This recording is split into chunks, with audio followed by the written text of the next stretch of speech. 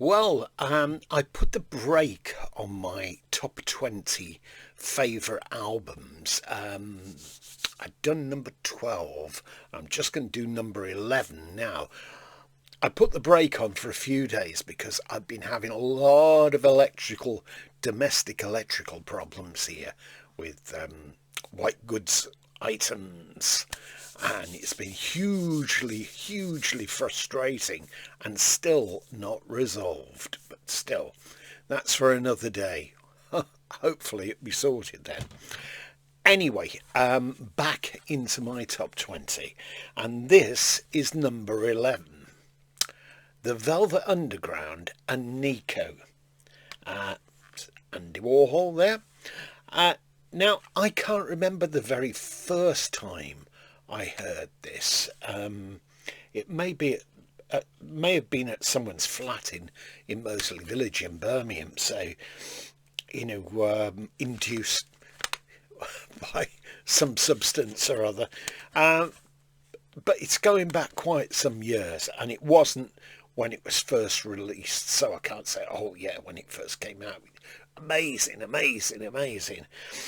Anyway, this album, I played this. I've never owned a vinyl copy of it. I keep saying vinyl, an LP. Even I can't get out of that habit now of saying vinyl.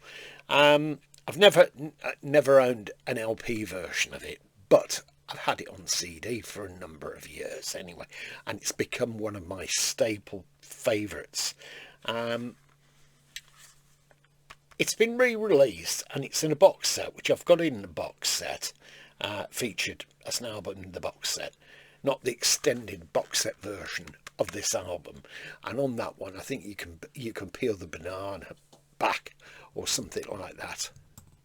Now, there are 11 tracks on this version, and the one that was added, which was previously unreleased, is All Tomorrow's Parties. There's been an explanation about that on the notes inside. The tracks are Sunday Morning, produced by Tom Wilson. I particularly like that, to play on a Sunday morning as well. I'm Waiting for the Man, Femme Fatale, Venus in Furs, Run Run Run, All Tomorrow's Parties, Heroin, There She Goes Again, I'll Be Your Mirror, The Black Angels, Death Song, and European Sun.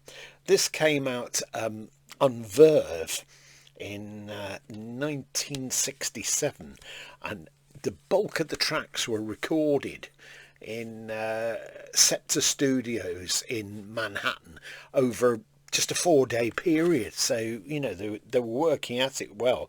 Some people criticise Nico and say, oh, should never have been on. But I enjoy a voice on this anyway. That's an additional picture there. Can you see the band playing with Lou Reed's image at the back? Yeah, 1967 MGM Records Incorporated USA, but not released on Verve. Now, I did read that there was a case some years later brought by John Cale and Lou Reed about the use of the cover. After Andy Warhol had died, sometime after that, the Warhol Foundation decided to allow the picture, the banana image, etc., to be used for covers for laptops, for mobile phones. John Cale and Lou Reed didn't agree with this, so they brought a lawsuit, and it's a bit of a protracted thing. I did read what the ruling was on that, which was a bit of a strange one, but still, anyway, it's a matter of principle. It says Lou Reed guitar, ostrich guitar, vocal John Cale, electric viola, piano, bass guitar, Sterling Morrison, rhythm guitar, bass guitar, Maureen Tucker percussion, Nico chanteuse, well, Nico's not around anymore. Lou Reed's not around anymore. I don't think Sterling Morrison is around anymore. Edited and remixed under the supervision of Tom Wilson by Gene Radich and David Green. Recording engineers Omi Harden, TTG Hollywood. Remastered by Greg Calby at Sterling Sound Studios, New York. Mastering consultants Dennis M. Drake. All arrangements by the Velvet Underground. All compositions BMI. All songs written by Lou Reed except the following two: The Black Angels Death Song, which was Lou Reed and John Cale. European Song to Delmore Schwartz, Lou Reed, John Cale and Sterling Morrison, and Maureen Tucker, says the band there.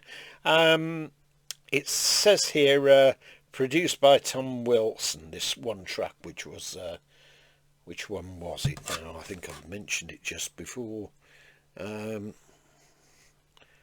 Which was Tom Wilson, and there's a production note on here of Andy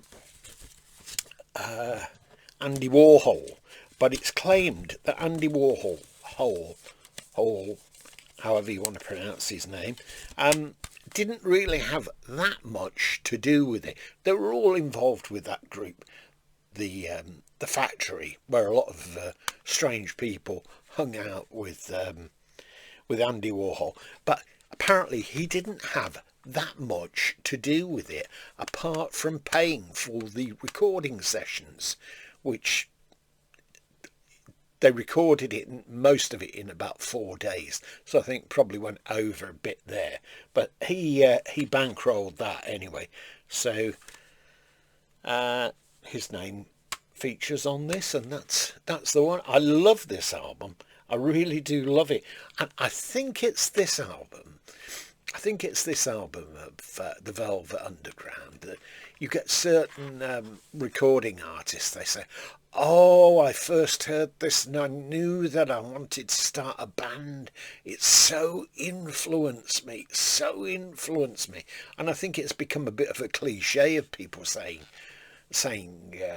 this. You know, even people, you think, well, how did you become influenced by that? Because whatever music you're playing now is absolutely nothing to do with this. But still, that's it, isn't it? People like to say these things. Well, number 11. Let me know if you enjoyed this album, if you own it, if you've ever seen Lou Reed and the Velvet Underground, or you've seen Lou Reed. I've seen him live two occasions now. I think I've detailed it in another thing, but I'll probably have to dredge up one of those stories again. Okay, if you've enjoyed this, please tick a like, and if you've not subscribed, please subscribe, because it helps the channel and encourages more people to join us anyway. Encourages me to dig things out to show you. Okay, have a great day. Bye for now.